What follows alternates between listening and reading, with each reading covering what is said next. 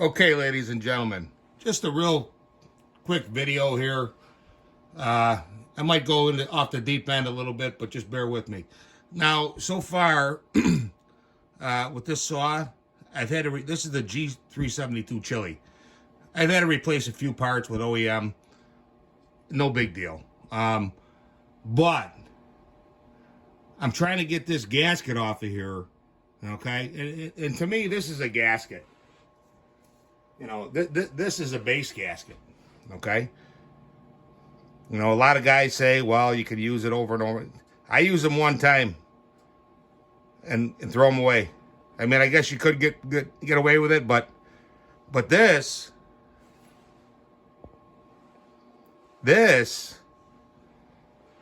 is there's some kind of adhesive on here. You know, I've got some WD, and usually WD-40 will soften it up. I mean, you put it on super glue, it'll soften it right up like nothing. With this, you know, so I'm going to have to write something long, a letter, and say, hey, I mean, I understand why they're doing it. They don't want people messing with the saw because of the warranty. I get it, but that's the gasket from hell, you know. But you just got to pick away at it. You know, that's all you can do. Now, if I had the milling machine, I could just take the end mill, put this all in there, set the saw in there, and cases in there. Just take the end mill and blow everything out of there. That's kind of why I want that.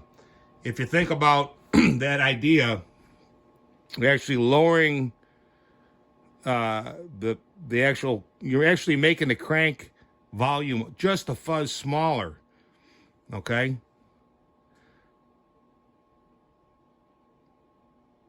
And you got a perfectly true surface here. But yeah, that's about the only bad thing I have to say about it. Now, Chris welded this one up for me. She did a beautiful job. It actually goes on here like this. But these pipes make a huge difference. I mean, way more difference than if you were to put 2 or 3 outlets, like a triple port exhaust. This is actually better, I think. Now, I've heard some talk. Guys were saying, you know, that, well, these create some kind of pull or whatever. I don't know. This, I don't know if I can get up here. You can see it or not, but that creates pull. That pipe, when it gets warm, it will reach down into your cylinder, right into the transfers, and suck it right out of the case. No doubt about it.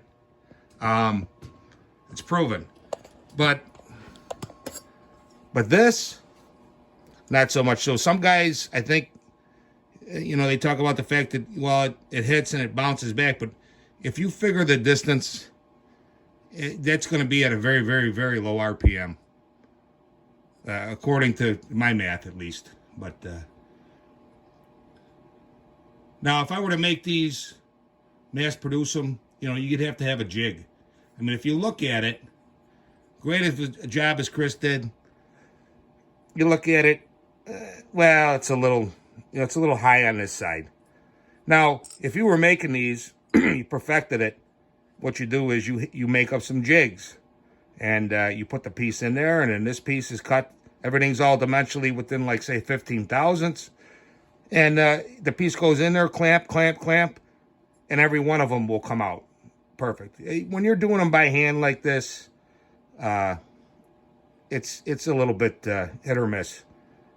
But they're real easy to put on, 2 bolts, real easy to take off, and they're definitely way better than a dual or triple or even a quad port square outlet, and a lot better than even a tube. Either a tube coming out of your muffler or 2 tubes. This is actually better. Now, what's the principle? Now, like I said, I don't think that it's reflecting. I think, from a physics standpoint, that The hotter the gas gets, it expands, it moves quicker. And as this gets hot, it's not actually drawing, but it's just allowing it to escape a lot quicker. Now, I could be wrong, but yeah. Alrighty.